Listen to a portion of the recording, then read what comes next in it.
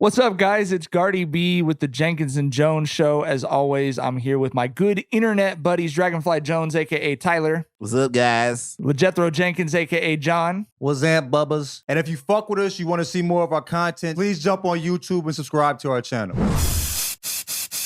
All right, let's talk about the AllStar Game. We just finished watching. Great game from Steph Curry, but LeBron hit the game winner. It was so fun, man. Steph made 16 threes. That's fucking preposterous, bro. Ball the fuck out. And I love Steph winning All-Star Game MVP because it's like when you saw him come out during the introductions and he was just soaking in the booth. It's like, yes, I love this. Thank you. Thank you. And then during the game, he was hitting those threes and just like looking to the crowd after it. Looking to the crowd before that shit even dropped. Bro. Like, you know what I'm saying? I just love it. It was just a reminder of how fun sports hate can be if we're just not fucking being ridiculous and stupid. And if it's not real hate. Right. You know what I mean? Exactly. I knew as soon as they booed him, you knew he was going to have a game. Right. Go nuclear. I think they should make like a museum exhibit of Steph looking away from the basket as the ball goes in the basket.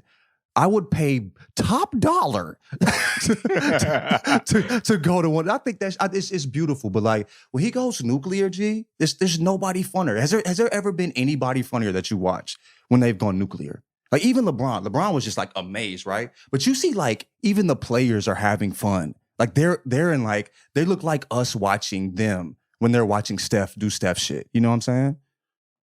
Does that make any sense? It makes complete sense because it's more fun because you can imagine yourself in that moment in a way you couldn't with Bron, right? Like Bron's moments consist of him fucking driving to the cup and dunking on 3 fucking 6'9" dudes, and we can't do that. That's right? Superhero shit. We see that on television. You know what I mean? Right. And Steph's moments consist of him just fucking putting up a ridiculous shot, fading away on like 2 defenders, and we can see ourselves doing that. You know what I'm saying? We could see ourselves trying that. Yes. We couldn't even see ourselves trying what Bron did. Yes, so there's a difference. That makes sense. For sure. Yeah, I think that's a big part of it. Definitely. I just think it's so fun. The All-Star Game is just one of my favorite events in sports, even if you like factoring in everything that happens in sports, because those dudes have so much fucking fun playing basketball together. And it's so like watching Giannis realize, okay, I came here and I was kind of thinking maybe this will be a statement game where I win MVP, and watching him realize, oh, Steph's going crazy. And there was one point where he had a dunk and he turned around and gave it back to Steph. Like that's so fun. To see dudes of that caliber just having fucking fun together like that. And you see how excited Giannis gets when he's around Steph. Like he's not in the NBA.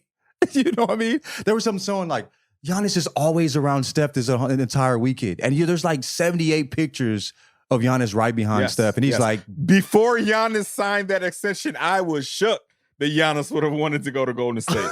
Because shit would, bro, lock up the next 5 seasons if that would have happened. Oh, my God, G. You know what I mean? I also think the All-Star Game, everyone can remember what it was like to be a kid loving basketball, watching when you see just the fucking freaks of nature on that floor. And I got to enjoy Vincent realizing that Bron and Steph and Giannis were on the same team. And it was like he played NBA Jam for the first time. You know what I mean? He was like, Bron and Steph and Giannis. When does this happen? Like, there's no way it's gonna happen. It never occurred to him. You know what I mean? In that way, that it was like they're all on the same team. He really realized what the All-Star Game was. He feel like, you know what I mean? It's cool, man. It's just fucking fun. And then Bron calling for the ball. He was like, Steph got a chance to win it, and he bricked it. He got to the elbow. He called for the ball. He licked his fucking fingers. COVID violation. Oh, Jesus Christ, bro. He already beat it twice. He's had every strain, G. You know what I mean? That would have been cool as fucking 2017, but no. Right. You had to beat COVID 3 times already, G. Relax. You know what I mean? Licking your fingers. What the fuck? You think this is 2019, bitch? Shit. That is not cool. It was a relic of a bygone era. The finger lick. Right before the game winner, everybody. The whole crowd gasped like, "Oh my god!" Anyway. What'd you guys think of the halftime presentation? Getting all the dudes on the stage and shit. I thought it was as perfect as that ceremony could have gone. I think the NBA does a really good job of giving flowers to their guys where they can smell them. Bro, I felt like that shit was long, G. I was high as fuck. I'm like, man, this is a lot of I felt like the halftime show was as long as a half. It shouldn't be that long. I love giving people flowers and all that shit too. Also, one other thing, Shaq, stop it, baby. You gotta stop it. You nasty. You look real nasty with that little tongue wag. You see the way you ain't see the tongue wag? That's Q-Dog shit. That ain't no Q-Dog shit. I see my dad, they stick their tongue out. This motherfucker look like he... Y'all ain't see this? That shit, bro. That shit, bro. I can smell that. Stop it, Shaq.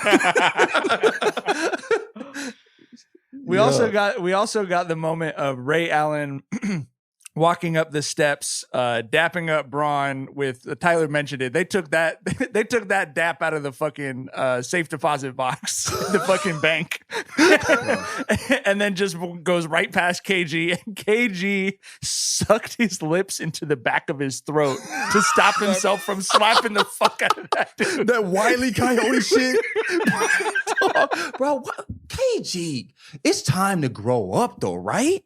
Like, you really still this mad over that? That's not a good look at this point. You know what I mean? Does it matter if it's a good look if that's how you really feel, though? If you're like, fuck this motherfucker forever, does it really matter how other people feel? So it got to be fuck this motherfucker forever if it's fuck this motherfucker forever? Why not? You don't feel that way about a handful of people? Because I do. Listen. I don't hate a single person, but there's like 3,000 motherfuckers where I'm like, fuck them forever for multiple reasons. But yes, I do have those people. You know what I mean? There's some dudes that if it's my wedding, if it's they're putting me in the Hall of Fame, whatever, you see that person and you're not here. Right. You know what I mean? Fuck You're just that not guy. here. Yeah. I actually, that's one of the things I love about it, because what Tyler said is exactly right. Like, it's a family thing. It's a reunion when they get all those dudes together. And at least in my family, you have more than 3 people in a room. At least 2 of the people in there hate each other. So that's that's what Christmas Eve or Thanksgiving is supposed to be. One part of the table doesn't talk to the other part of the table. Whatever the fuck it is. I love that shit. That was so funny to me. Y'all be hating each other, y'all family? We got a couple people who. I mean, I guess we got the same shit. It's the same shit when I really think about it. You know what I'm saying? Yeah. There's some cousins that you like. I fuck with them, but they don't fuck with each other. You know what I mean? Yeah. You know The what's on difference site is every you time don't we see have each a other. TNT producer putting those 2 people next to each other for the photo. Right. Trying to get that engagement up. You know what I mean?